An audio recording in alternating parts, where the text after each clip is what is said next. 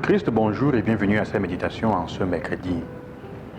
Nous lisons depuis 3 jours le texte de la lettre de Saint Paul aux Romains et qui est une des plus belles lettres de Paul et des plus complètes aussi. Alors Paul en fait est en train, il se présente d'abord au début et aujourd'hui le chapitre 2 du verset 1 à 11 que nous lisons se trouve dans une section qui part du chapitre 1 verset 18 jusqu'au chapitre 3 verset 20 où Paul en fait dit que tous nous avons péché, personne n'est exempt de la possibilité et de la nécessité de la conversion. Et pour cela, nous avons besoin d'accueillir l'amour du Seigneur et sa bonté. Pour cela, il commence en disant, toi, l'homme qui juge, tu n'as aucune excuse, qui que tu sois. Quand tu juges les autres, tu te condamnes toi-même, car tu fais comme eux, toi qui juges. On peut se poser la question de savoir, je me pose la question, pourquoi est-ce que parfois quand nous nous trouvons dans des erreurs, nous sommes les premiers à juger ceux qui tombent dans les mêmes erreurs? Ou parfois quand nous sommes sortis de ces erreurs, nous sommes les premiers à être plus durs que les autres. Et je pense que c'est parce que, soit, même quand nous sommes sortis de ces erreurs, nous n'avons pas assumé, nous ne sommes pas contents d'être sortis de cette manière de faire, soit c'est parce que nous n'avons pas accepté que nous avons pu commettre ces erreurs. Les personnes qui sont dans ces erreurs, nous les jugeons et nous les condamnons. Nous pouvons même les punir si c'est en notre possibilité, en notre capacité, durement, parce qu'en fait, nous voulons nous sentir la conscience claire. Nous ne supportons pas d'avoir été comme eux. Nous ne supportons pas d'avoir fait les mêmes bêtises.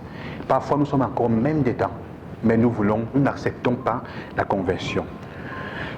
Parce que voyez-vous, frères et sœurs, si tel était le cas, si on avait accepté, comme dit le texte, si on avait accepté les trésors de bonté, de longanimité, de patience que Dieu nous offre, on aiderait ces personnes à sortir de la plus belle des manières en retrouvant leur dignité.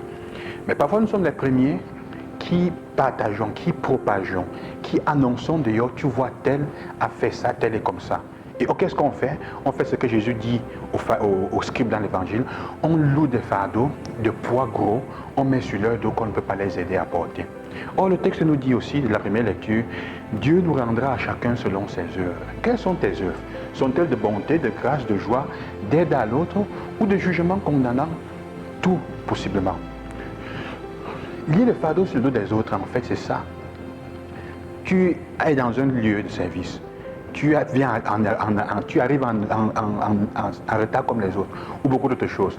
Ou peut-être tu as même changé, tu t'efforces, n'est pas le faire. Mais tu vois quelqu'un qui arrive aussi en retard comme toi, qu'est-ce que tu fais?